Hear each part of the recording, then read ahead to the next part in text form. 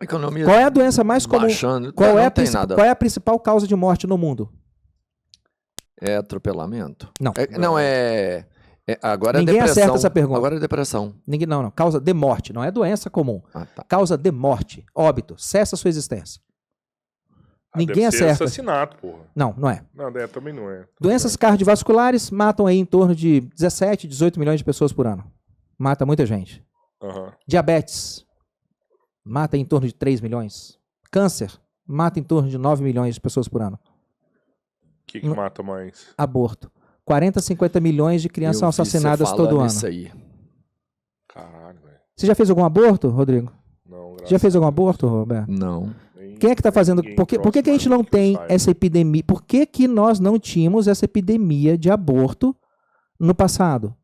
Porque nós não tínhamos uma sociedade que era guiada por imperativos femininos.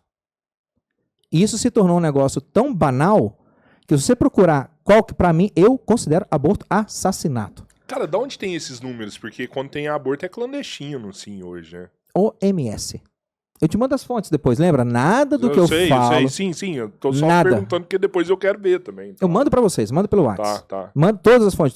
Se alguém questionar alguma coisa, E não deve tiver... estar subjugado isso aí. Se a OMS fala 40 mil, deve ter muito mais. Nascem Né? 134 milhões de bebês no mundo todo ano. Certo? Só que todo ano também acontecem 121 milhões de gravidezes não planejadas.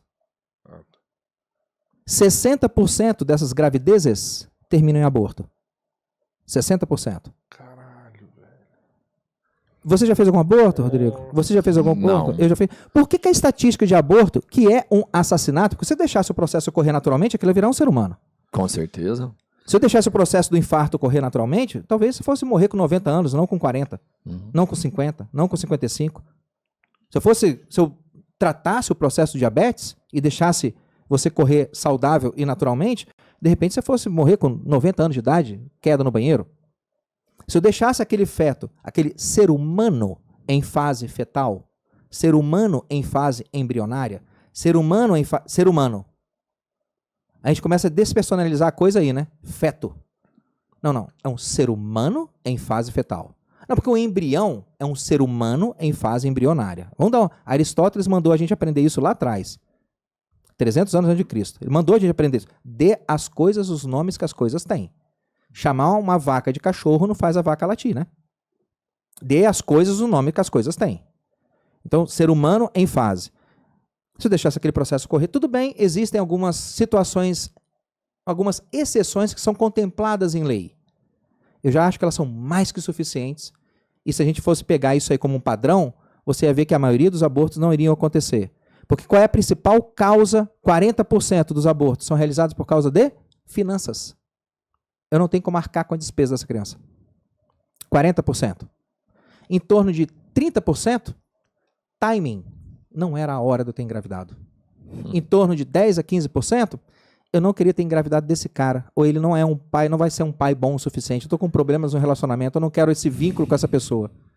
Então, quando a gente fala que existem situações previstas em lei, tudo bem. Mas elas não representam nem 5% do universo total de abortos que são feitos no mundo. O aborto está sendo feito como método de controle de natalidade. E quem que está fazendo isso? São homens grávidos? Não. Então vamos parar com essa merda aí, que a natureza feminina é essencialmente benévola? Não, não é. Assim como a natureza masculina não é essencialmente benévola. Mas só que esse dado não entra. Por quê? Porque ele vai contra o imperativo feminino que domina a sociedade. Qualquer característica masculina é vista de um ponto de vista negativo, qualquer característica feminina é vista de um ponto de vista positivo. Ah, nutriz, empático. Não tem isso. Você tem que desenvolver seu lado feminino. Você tem que ser mais empático. Não, homem não tem lado feminino, mulher não tem lado masculino. Homem é homem, mulher é mulher. Pronto. Empatia é uma coisa, isso não é característica do sexo feminino. Um homem pode ser empático, é. Não, você tem que ser mais, você tem que desenvolver seu lado masculino, minha filha. Você tem que ser guerreira. Não, guerreiro é uma característica. Tem homens guerreiros e mulheres guerreiras. Isso não é uma característica masculina. E vou te falar, a Primeira Guerra Mundial matou 18 milhões de pessoas. A Segunda Guerra Mundial matou 80 milhões de pessoas. Homens guerreiros, a Primeira Guerra durou 4 anos, a Segunda Guerra durou 6 anos. Então, em 10 anos de guerra mundial, nós matamos o quê? Em torno de 100 milhões de seres humanos. Isso. Ok? Em 10 anos, homens mataram 100 milhões de seres humanos. Mulheres em 2 anos matam 100 milhões de seres humanos abortando. Por que que a agressividade é uma característica masculina? Você não acha que você promover o genocídio de 100 milhões de seres humanos a cada 2 anos é um tipo de agressividade, não? Só que isso vai contra a gente. Narrativa para desconstruir isso. Porque existe o imperativo feminino na sociedade. Só na hora que a gente encontrar um caminho do meio, eu não estou 100% certo. Ou as coisas que eu quero não tem que ser 100% do jeito que eu quero. E as coisas que você quer, dentro do lado feminino, elas não vão ser 100% do jeito que você quer. Mas tem como a gente construir um caminho do meio onde eu cedo um pouco e você cede um pouco. A primeira coisa que você tem que fazer é o quê? Ter uma mulher que saiba ser feminina e um homem que saiba ser masculino. Aí agora a gente pode encontrar esse caminho do meio juntos. Mas que não vai ser o caminho do meio do meu imperativo masculino, nem o caminho do meio do seu imperativo feminino. Isso no nível do indivíduo, lá embaixo. No nível societário, processo civilizacional, a gente precisa do imperativo masculino de volta. Tem o sol e tem a noite. Tem o inverno e tem o verão. Tem a estação da chuva e a estação da seca. Agora a gente está precisando da estação do imperativo masculino, como sociedade. Mas no nível dos relacionamentos individuais, a gente tem que combater esse imperativo feminino, porque ele já causou dano demais, cara. Dano demais. É uma merda. Sabe por quê? A maioria da galera que vai olhar isso aqui vai falar assim, porra, machista do caralho. Que já é um estereótipo feito. Tudo bem, mas cara. Você entende isso? Todo o externo agora conspira para que isso não exista. A sua tosse com catarro em cima do meu argumento é só uma comprovação que o meu diagnóstico de que você está com pneumonia está correto. É só isso. Eu sei disso. Você está intoxicado com uma agenda permissiva, nociva. E ela intoxicou você. E é por isso que você está vomitando essa opinião de bosta aqui em cima de mim.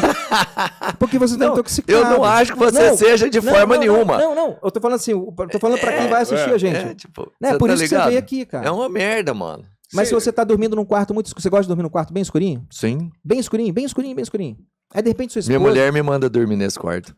Tá. Aí, ó, o imperativo. Mas vamos dizer que sua esposa preparou, sei lá, o aniversário de um filho seu, ou vocês têm que sair cedo que vocês vão na praia, vão fazer um passeio, vão no sítio, alguma coisinha. Vocês saíram ontem à noite, tomaram uns drinkzinhos e tal, e putz, você tá num sono pesado, eu falo, pô, não tem jeito, vou ter que acordar o Robertinho. Eu não queria, ele tá dormindo igual, tá tão um anjo dormindo, mas vou ter que acordar o Robertinho. Aí ela vai e abre a cortina, abre a porta e deixa a luz entrar. Qual é a primeira reação que você faz? Não é? Pra quem tá no escuro, um pouquinho de luz incomoda pra caramba. Uhum. Você joga uma fresta de luz na cabeça do cara, mas incomoda muito. A primeira reação dele é o quê? Não quero nem ouvir isso. Consegui assistir só 5 minutos. Não consegui ver mais. Sim, eu botei uma fresta de luz no seu quarto enquanto você estava no escuro e aí você botou a cara embaixo do travesseiro. Você não tolera, né? Você concorda com falar que a mulher, quanto mais parceiros sexuais ela tem durante a vida, reduz a probabilidade dela ser uma boa mãe, uma boa esposa? Você concorda com isso aí? Quem veio antes, o ovo ou a galinha? Ela teve muitos parceiros sexuais porque ela teve uma figura paterna mal construída. Esse monte de parceiro sexual resultaram em várias cicatrizes emocionais que ela não conseguiu lidar com elas direito. Ela fez isso porque ela tem algum senso de culpa e necessidade de autopunição. Qual foi o diagnóstico principal? Porque o contexto muda. O contexto vai mudando. Uhum. Ela, de repente... E outra coisa, quanto que é muito parceiro? Eu tenho uma pirraça danada quando falo assim, mulher rodada. Nada contra o conceito, não. Mas lembra, a natureza ela é bem objetiva. É números. Eu quero Qual é o número? entender o que facilita esse número de abortos acontecer com tanta frequência, sabe? Eu sei que tem a agenda feminista... As 3 principais causas. Financeiro, timing, relacionamento. Sim, mas por exemplo... Mas a mulher transa mais hoje, eu acho que é isso que você quer saber, não é? A minha avó, sei lá, transou com meu avô, ficou grávida. Cara, ela não ia abortar, ela ia casar com meu avô, ela ia construir uma família. Sim, mas você concorda que era um mundo onde o ventilador da fina poeira dos imperativos femininos não existia? Por exemplo, sua avó não engravidou de sua avó aos 25 anos. Não. Sua avó não teve a primeira relação com seu avô aos 19. Ela tinha o quê? 14, 15, 16? Era. Certo? Logo que os hormônios começaram a brotar, vamos lá e vamos tomar rumo. Se você pegar, acho que é Senhora, José de Alencar, que é o livro. Já ouviram falar? Sim. Senhora? Esse sim, eu não sei se é Senhora- José senhora de tinha Alencar, 15 mas anos. esse sim. Senhora tinha 15 anos. Uma mulher de 15 anos no século XIX, 15 anos, era senhora. Por quê? Porque já esperava que ela tivesse casado já. Ela já é uma senhora. Tá grávida ou tá a caminho de ficar grávida. Não estou falando que é isso que tem que ser feito, não, mas nós vivemos uma sociedade que se configurou de uma maneira diferente. Da mesma maneira que a sua avó sabia que ela ia se guardar para poder casar com o primeiro homem dela, que seria o marido dela a vida inteira, mas ela fazia isso bem cedo, para ela não ter que ficar convivendo com aquela profusão de hormônios que ela não sabia o que fazer, seu avô também vivia debaixo de um imperativo. Que se você... Frank Sinatra, na década de 30, Cara. foi fichado na polícia e preso porque ele teve relações sexuais com uma moça para quem ele prometeu o casamento e depois da relação ele se recusou a assumir compromisso. Uma moça de boa família foi na polícia, prestou queixa, ele foi preso. Foi fichado na polícia, porque ele estava violando o imperativo. Você prometeu o compromisso para essa mulher. É uma boa mulher, de boa família, de boa reputação.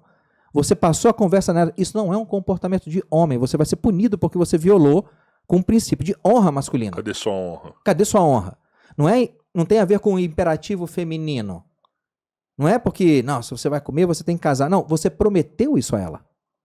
Você induziu ela a um comportamento. Isso é desonroso. Um homem não se comporta assim. Essa agenda que Frank Sinatra foi punido na década de 30 e que seu avô obedeceu também na época dele, pô, quando essa menina tá grávida, pai, tá grávida, vocês vão casar, né? Vamos Agora. casar, tudo bonitinho, e papel passado, e a gente vai ajudar a construir a cabaninha de vocês lá, o sítiozinho, pra vocês plantarem alguma coisinha, né? Agora a vida vai ser assim, meu filho. Agora Eu você vou te virou um homem. ajudar a sair daqui. E de lá Você vai vieram ficar com 9 ela. filhos Você vai depois. ficar com né? ela. Esse- E uma família feliz. Esse imperativo com a agenda feminista, esse imperativo sumiu. O que a agenda fez com as mulheres? Primeiro, tirou a consequência do sexo. Tirou completamente a consequência do sexo. Porque agora você pode tomar pílula. Quem determina, hoje em dia, se a mulher vai engravidar ou não, é a mulher. Exato. Ela pode tomar pílula sem você saber. Ou não tomar sem você tomar. Sem você... Exato, muito obrigado. Ou seja, quem vai determinar isso não é um evento da natureza, aconteceu. Não, ela tem um poder na mão dela para determinar isso. Então ela pode começar, e é hormônio, né? Pílula é hormônio. Então ela vai começar lá na vidazinha sexual dela, tomando a pílulazinha e fazendo o que ela bem quiser, porque aparentemente não tem não tem tantas consequências assim. E nós tivemos gerações de homens que foram criados como, bom, já que não tem consequência, é você que decide, se você engravidar o problema é seu. Eu não vou assumir essa criança. Você podia ter tomado pílula. Você não tomou porque você não quis. Na hora que isso acontece, que você dá para a mulher o poder, não ao acaso, às forças da natureza, aos princípios misteriosos de Deus. Porque aí agora os dois, quando a gente vivia nesse mundo do seu avô e da sua avó, que esses princípios misteriosos estavam valendo, a resposta é dos dois, né? Vocês dois fizeram isso. Na hora que eu disponibilizo uma pílula contraceptiva, então, quem tem o poder na mão de engravidar ou não? Então, se você engravidou, quem pariu Mateus que balance o berço. Não sei se eu vou querer assumir isso, não. Eu vou pensar. Eu vou com meus colegas na rave, no baile do funk proibidão, vou pensar se eu vou querer assumir o Enzo. Cara, essa agenda feminista libertou a mulher para poder ser escrava de uma agenda que tornou ela muito mais submissa a coisas que são nocivas a ela do que elas eram antigamente.